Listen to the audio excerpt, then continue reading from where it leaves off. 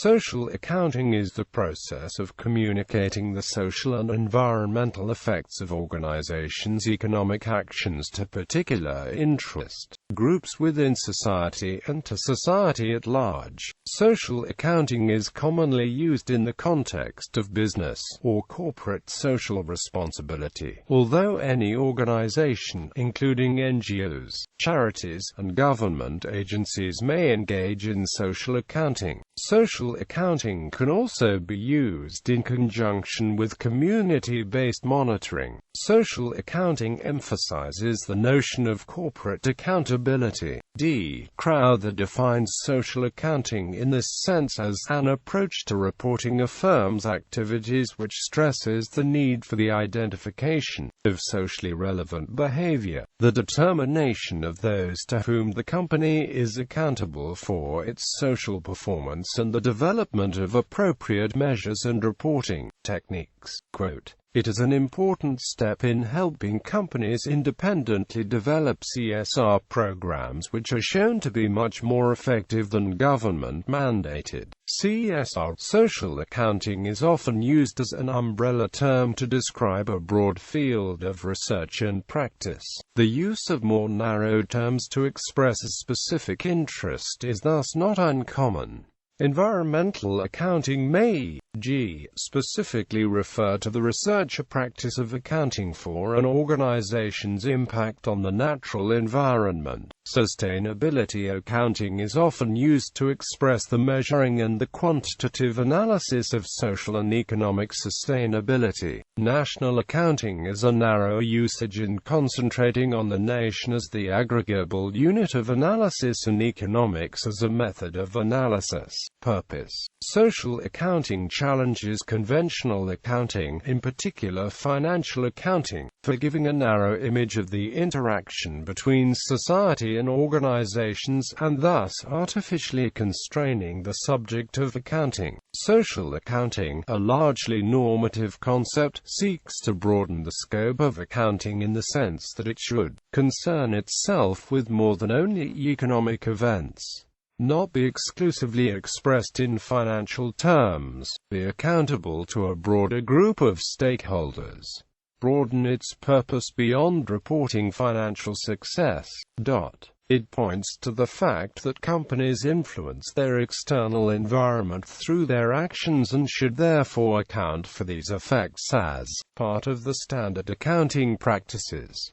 Social accounting is in this sense closely related to the economic concept of externality. Social accounting offers an alternative account of significant economic entities. It has the potential to expose the tension between pursuing economic profit and the pursuit of social and environmental objectives. The purpose of social accounting can be approached from two different angles, namely for management control purposes or accountability purposes. Accountability versus authority enjoyed. Social accounting for accountability purposes is designed to support and facilitate the pursuit of society's objectives. These objectives can be manifold but can typically be described in terms of social and environmental desirability and sustainability. In order to make informed choices on these objectives, the flow of information in society in general,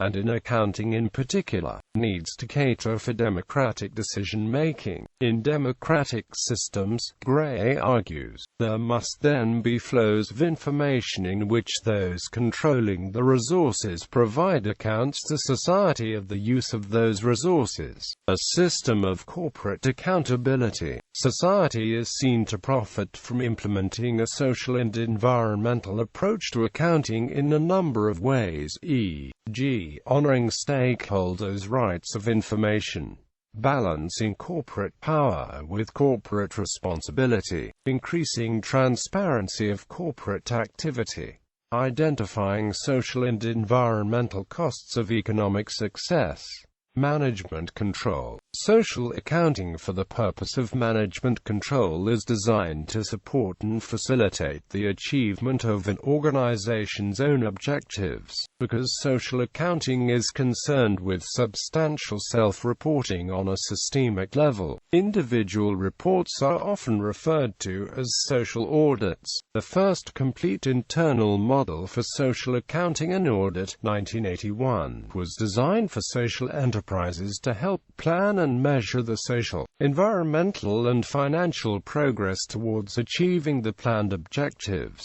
Organizations are seen to benefit from implementing social accounting practices in a number of ways, e.g., increased information for decision-making, more accurate product or service costing, enhanced image management and public relations, identification of social responsibilities, identification of market development opportunities, maintaining legitimacy. According to BITC, the process of reporting on responsible businesses' performance to stakeholders helps integrate such practices into business practices, as well as identifying future risks and opportunities. The management control view thus focuses on the individual organization. Critics of this approach point out that the benign nature of companies is assumed. Here, responsibility and accountability is largely left in the hands of the organization concerned. Scope of formal accountability. In social accounting, the focus tends to be on larger organizations such as multinational corporations and the visible, external accounts rather than informally produced accounts or accounts for internal use. The need for formality in making MNCs accountability is given by the spatial, financial and cultural distance of these organizations to those who are affecting and affected by it. Social accounting also questions the reduction of all meaningful information to financial form. Financial data is seen as only one element of the accounting language. Self-reporting and third-party audits. In most countries, existing legislation only regulates a fraction of accounting for socially relevant corporate activity. In consequence, most available social, environmental and sustainability reports are produced voluntarily by organizations and in that sense often resemble financial statements. While companies' efforts in this regard are usually commended, there seems to be a tension between voluntary reporting and accountability, for companies are likely to produce reports favoring their interests. The rearrangement of social and environmental data that companies already produce as part of the normal reporting practice into an independent social audit is called a silent or shadow account. An alternative phenomenon is the creation of external social audits by groups or individuals independent of the accountable organization and, typically without its encouragement. External social audits thus also attempt to blur the boundaries between organizations and society and to establish social accounting as a fluid, two-way communication process. Companies are sought to be held accountable regardless of their approval. It is in this sense that external audits part with attempts to establish social accounting as an intrinsic feature of organizational behavior. The reports of Social Audit Limited in the 1970s on E.g. Tube Investments, Avon Rubber and Colite and Chemical laid the foundations for much of the later work on social audits. Reporting areas. Unlike in financial accounting, the matter of interest is by definition less clear-cut in social accounting. This is due to an aspired all-encompassing approach to corporate activity. It is generally agreed that social accounting will cover an organization's relationship with the natural environment, its employees, and ethical issues concentrating upon consumers and products, as well as local and international communities. Other issues include corporate action on questions of ethnicity and gender. Audience. Social accounting supersedes the traditional audit audience, which is mainly composed of the company's shareholders and the financial community, by providing information to all of the organization's stakeholders. A stakeholder of an organization is anyone who can influence or is influenced by the organization. This often includes, but is not limited to, suppliers of inputs, employees and trade unions, consumers, members of local communities, society at large and governments. Different stakeholders have different rights of information. These rights can be stipulated by law, but also by non-legal codes, corporate values, mission statements and moral rights. The rights of information are thus determined by society, the organization and its stakeholders.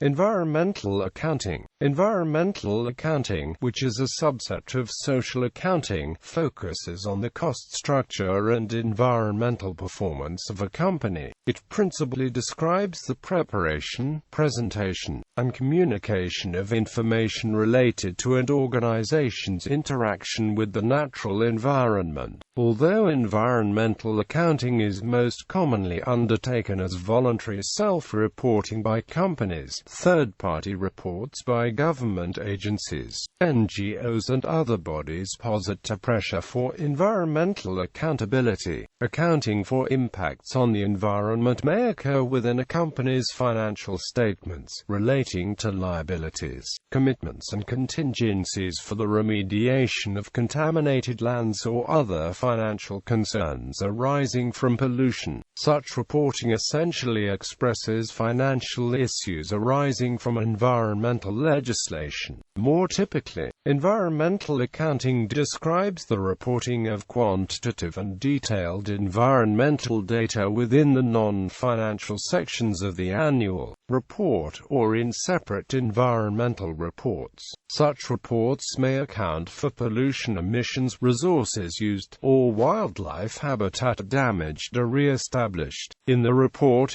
large companies commonly place primary emphasis on eco-efficiency, referring to the reduction of resource and energy use and waste production per unit of product or service. A complete picture which accounts for all inputs, outputs and wastes of the organization must not necessarily emerge. Whilst companies can often demonstrate great success in eco-efficiency, their ecological footprint, that is an estimate of total environmental impact, may move independently following changes in output. Legislation for compulsory environmental reporting exists in some form, e.g. in Denmark, Netherlands, Australia, the UK and Korea. In June 2012, the UK coalition government announced the introduction of mandatory carbon reporting, requiring all UK companies listed on the main market of the London Stock Exchange, around 1,100 of the UK's largest listed companies, to report their greenhouse gas emissions every year. Deputy Prime Minister Nick Clegg confirmed that emission reporting rules would come into effect from April 2013 in his piece for The Guardian. However, the date was eventually moved back to the 1st of October 2013. The United Nations has been highly involved in the adoption of environmental accounting practices, most notably in the United Nations Division for Sustainable Development publication Environmental Management Accounting Procedures and Principles. Applications.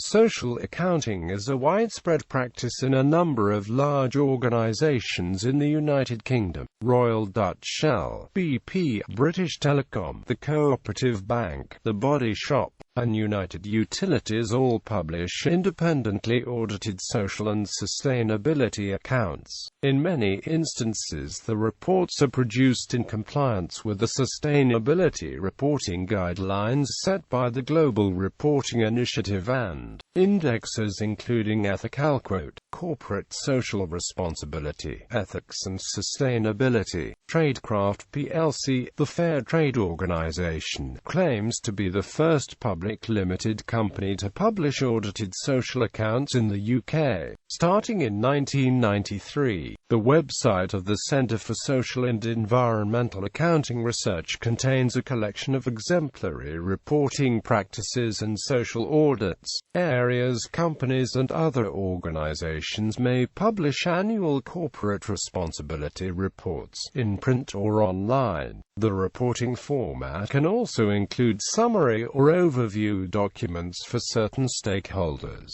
A corporate responsibility of sustainability section on its corporate website, or integrates social accounting into its annual report and accounts. Companies may seek to adopt a social accounting format that is audience-specific and appropriate. For example, H&M asks stakeholders how they would like to receive reports on its website. Vodafone publishes separate reports for 11 of its operating companies, as well as publishing an internal report in 2005, where her user produced a tabloid-size, 4-page mini-report in addition to its full sustainability report. History. Modern forms of social accounting first produced widespread interest in the 1970s. Its concepts received serious consideration from professional and academic accounting bodies, e.g., the Accounting Standards Board's predecessor, the American Accounting Association and the American Institute of Certified Public Accountants. Business representative bodies, e.g., the Confederation of British Industry, likewise approached the issue. In 1981, Freer Spreckley produced a short book entitled Social Audit, a management tool for cooperative working designed as an internal, organizational social accounting and audit model specifically for social enterprises who wish to measure their social, environmental and financial performance. This was the basis for the Cooperative Bank and Shell Corporation's social performance reports in the UK and subsequently many other private sector companies' social responsibility reporting. Arbed Associates, the American consultancy firm, is one of the most cited early examples of businesses that experimented with social accounting. In the 1970s, Arbed Associates conducted a series of social audits incorporated into its annual reports. The social concerns addressed included productivity, contribution to knowledge, employment security, fairness of employment opportunities, health, education and self-development, physical security, transportation, recreation, and environment. The social audits expressed Arbed Associates' performance in these areas in financial terms and thus aspired to determine the company's net social impact in balance sheet form. Other examples of early applications include Laventhal and Horwath, then a reputable accounting firm, and the First National Bank of Minneapolis. Yet social accounting practices were only rarely codified in legislation. Notable exceptions include the French Bill and Social and the British 2006 Companies Act. Interest in social accounting cooled off in the 1980s and was only resurrected in the mid-1990s, partly nurtured by growing ecological and environmental awareness.